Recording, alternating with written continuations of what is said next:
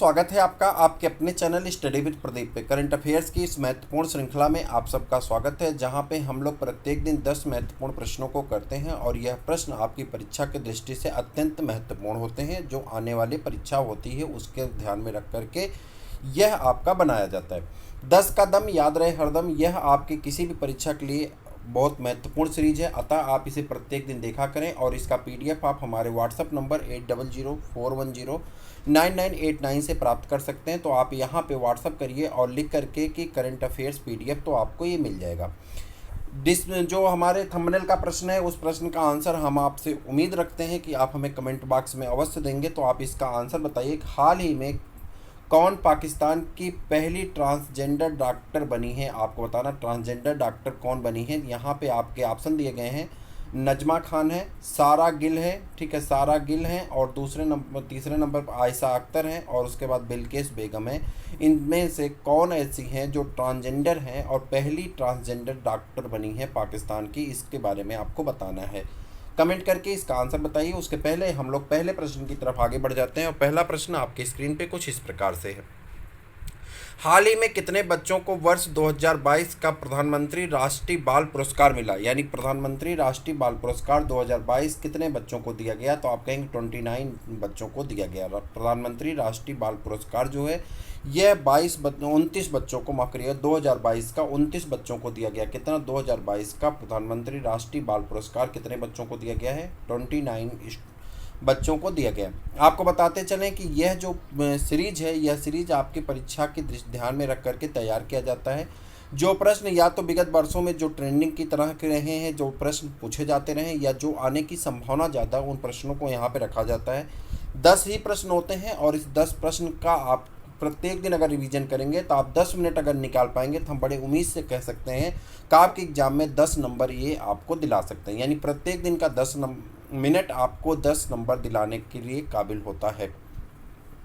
हाल ही में किस शहर में भारत की पहली पैरा बैडमिंटन अकादमी शुरू की गई? पहली पैरा बैडमिंटन अकादमी शुरू की गई है। कौन सा शहर ऐसा है आपको बताना है। खास करके जितने भी उत्तर प्रदेश के अभ्यर्थी हैं, चाहे वो एस्टेट देने वाले हों, चाहे वीडियो देने वाले लेखपाल, चाहे आपका जो है फॉरेस्ट गार्ड, कोई भी परीक्षा अगर आप देने की तैयारी कर रहे हैं तो ये आपके लिए महत्वपूर्ण क्वेश्चन कि पहली पैरा बैडमिंटन अकादमी कहाँ शुरू की गई है, किस शहर में, आपको बताना है। जयपुर है, मुंबई है, चंडीगढ़ है, और ऑप्शन में आपका लखनऊ लगा हुआ है, जो कि सही आंसर होता है। उत्तर प्रदेश के जितने अभ्यर्थी हैं, ये 5 की रेटिंग का प्रश्न है और मैं दावे के साथ कह रहा हूं कि आपको किसी न किसी एग्जाम में अवश्य देखने को मिल जाएगा। अगला प्रश्न यह भी आपके 4 की रेटिंग का प्रश्न है और किसी न किसी एग्जाम में यह भी आपको रिपीट होता हुआ नजर अवश्य आएगा। हाल ही में केंद्र सरकार ने इंडिया गेट से अमर जवान ज्योति को स्थानांतरित करके उनकी प्रतिमा स्थापित की है। उनकी मतलब किनकी प्रतिमा स्थापित की है आपको ये बताना है कि अमर जीवन ज्योति जो है उसे स्थानांतरित किया गया है और वहाँ पे प्रतिमा स्थापित की गई। किसकी? तो आप कहेंगे सुभाष चंद्र बोस की प्रतिमा को स्थापित किया गया है। अगला प्रश्न, प्रतिवर्ष किस तारीख को अंतर्राष्ट्रीय शिक्षा दिवस मनाया जाता है? आजकल जो ट्रेंडिंग के आपने लूसेंट से, किरण पब्लिकेशन से बहुत सारे जो वन लाइनर की बुक आती है वो सब लास्ट में जाकर के महत्वपूर्ण दिवस देते हैं, लेकिन वो चुने हुए हर महीने से 5-7 दिन देते हैं। अब जब आप परीक्षा देने जाते हैं तो ऐसे महत्वपूर्ण दिन आपसे पूछे ही नहीं जाते हैं, ऐसे ऐसे दिन पूछे जाते हैं जो आप पढ़े ही नहीं होते हैं।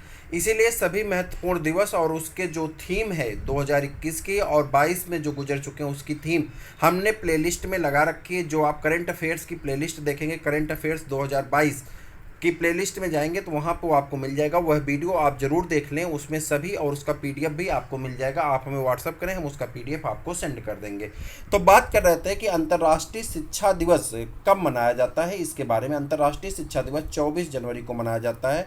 25 जनवरी को राष्ट्रीय पर्यटन दिवस मनाया जाता है, मतदाता दिवस मनाया जाता है, आप सब जानते हैं। तो ये आपका सही आंसर क्या होगा? 24 जनवरी आपका सही आंसर हो जाता है। हाल ही में 23 जनवरी को किस व्यक्तित्व की जयंती पर पूरे भारत में पराक्रम दिवस मनाया गया? आपको बताना है पराक्रम दिवस किसकी जयंती पर मनाया गया था? सुभाष चंद्र बोस की जयंती पर पराक्रम दिवस के रूप में मनाया जाता है। अगला प्रश्न आपकी स्क्रीन पे, हाल ही में कौन ऑस्ट्रेलियाई बिग बास लीग में खेलने वाले पहले पुरुष भारतीय क्रिकेटर बने हैं? अच्छा, एक बात मैं आपको बता दूं कि चैनल के द्वारा जो भी क्लासेस रोकी गई थी वो सारी क्लासेस आपकी रेगुलर कर देंगी। जैसे पीईटी का बैच लॉन्च होने वाला बहुत जल्दी, टीजीटी का बैच आपका स्टार्ट हो चुका है और पेट का बैच स्टार्ट होने जा रहा है। सीटेट में हिंदी के लिए क्लासेस आपकी और प्रैक्टिस पेपर सीटेट का आने वाला है आपका, बहुत जल्दी हम स्टार्ट करने वाले हैं। 1 जून से सीटेट का प्रैक्टिस पेपर स्टार्ट हो जाएगा, ठीक है। तो इस तरह से बहुत ऐसी चीज़ें हैं जो चैनल आपके लिए कर रहा है और सभी निःशुल्क कर रहे हैं। तो आपको ज़रूर जुड़ना चाहिए, अपने मित्रों को जोड़ना चाहिए। जब आप ऐसे जुड़ेंगे तो इसका लाभ मिलेगा। जितने लोग हमारे साथ पेट की तैयारी करना चाहते हैं या आप कह दें कि वो टीजीटी की तैयारी करना चाहते हैं, उन सभी के लिए क्लासेस फ्री हैं। हालांकि उनकी स्वेच्छा पे है, वो कुछ अगर फीस देना चाहते हैं तो अवश्य दे देंगे। हम ये उम्मीद करते हैं कि आप 99 रुपये का छोटा पैकेज ले सकते हैं चैनल की तरफ से, जो आपको बहुत सस्ते में और 99 में पूरा कोर्स आपको मिल रहा है। तो बात यहाँ पे हो रही थी क्रिकेटर की, तो पहले चलिए क्रिकेटर को देख लेते हैं।